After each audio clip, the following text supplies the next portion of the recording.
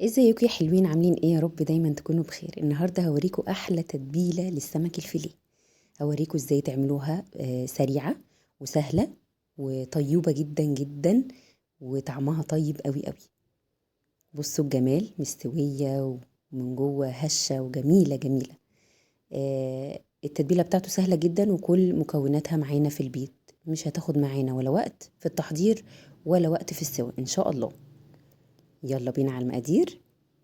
معانا معلقتين من الخل كبار، ومعلقتين من الليمون، من عصير الليمون كبار برضو، والتوابل بتاعتنا معلقة صغيرة من كل حاجة، ملح وكمون وكزبرة وتوابل سمك وبابريكا، كل حاجة معلقة صغيرة.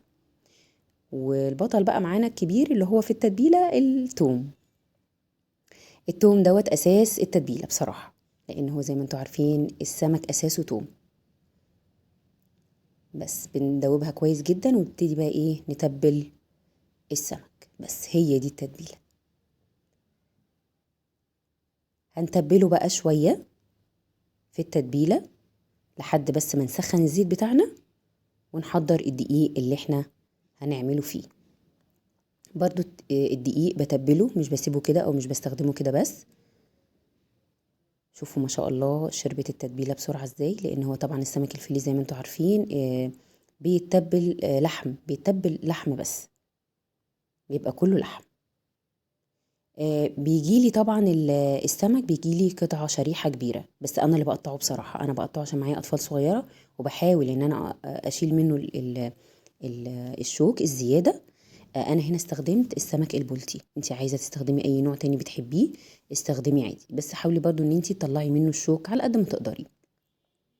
هو مش بيقعد في التتبيله، ولا هقولك ساعه ولا هقولك نص ساعه عبال بس ما تحضري حاجتك. يعني هتتبليه كده وتركنيه على ما تعملي الدقيق بتاعك وعلى ما تسخني الزيت بس. بتحضري على طول، يعني بتقلي على طول. معانا هنا بقى كوبايه من الدقيق او اي كميه من الدقيق على حسب السمك اللي انت جايباه او كميه السمك. معلقه صغيره ملح، معلقه صغيره كمون، معلقه صغيره بابريكا، وممكن نحط نص معلقه من توابل السمك. بس هو ده كده تتبيلة الدقيق، مش بيحتاج برضو اكتر من كده. عايزة تحطي معلقتين نشا تمام، انما هو بالدقيق برضو هيقرمش. عايزة زيادة قرمشة اكتر بيبقى معلقتين دقيق كبار، معلقتين نشا، سوري، معلقتين نشا. واحنا بقى بنبطنه في الدقيق نحاول ان احنا نضغط عليه كده بحيث ان هو ايه كله سوائل. فالسوائل ديت هي اللي بتفصل الدقيق، يعني لما بيجي يستوي بيفصل، بيعمل طبقة كده بعيدة عن السمك. فلما هنضغط عليه كده ونبطنه كويس ونخرج السوائل كلها منه، بيبقى معاكي كله مقرمش، وتحسي ان السمكية نفسها هي اللي مقرمشة. الأكلة دي أسهل مما يمكن يا جماعة، وصدقوني والله ما فيش حاجة في الطبخ صعبة خالص. لكل البنات اللي بتبدأ لسه حياتها، وكل الناس اللي لسه بتتعلم طبخ، أو حتى البنات اللي ما اتجوزتش وعايزة تتعلم طبخ.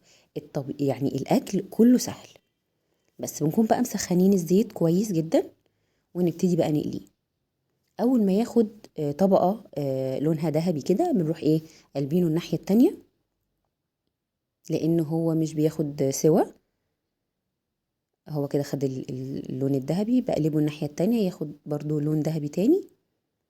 وبعد كده بطلعه على شبكه او على اي حاجه. يعني مثلا انا استخدمت اللي انا بحمر بيها البطاطس، طلعته عليها لحد ما صفى الزيت بتاعه، ولحد ما نشف كده شويه، بحيث ان انا ما احطوش على مناديل فيفضل الزيت فيه فيطرى. لا، انا بطلعه على الشبكه ديت وبسيبه كده شويه لحد ما ينشف خالص ويبرد براحته. انا بقى هنا عملت جنبه حبه رز كده صياديه، ومعانا بقى سلطه الطحينه، معانا السلطه العاديه التانية. جميله جدا، طريقه حلوه قوي. جربيها مش هتندمي. وان شاء الله نتقابل في فيديو جديد، والسلام عليكم ورحمه الله. باي.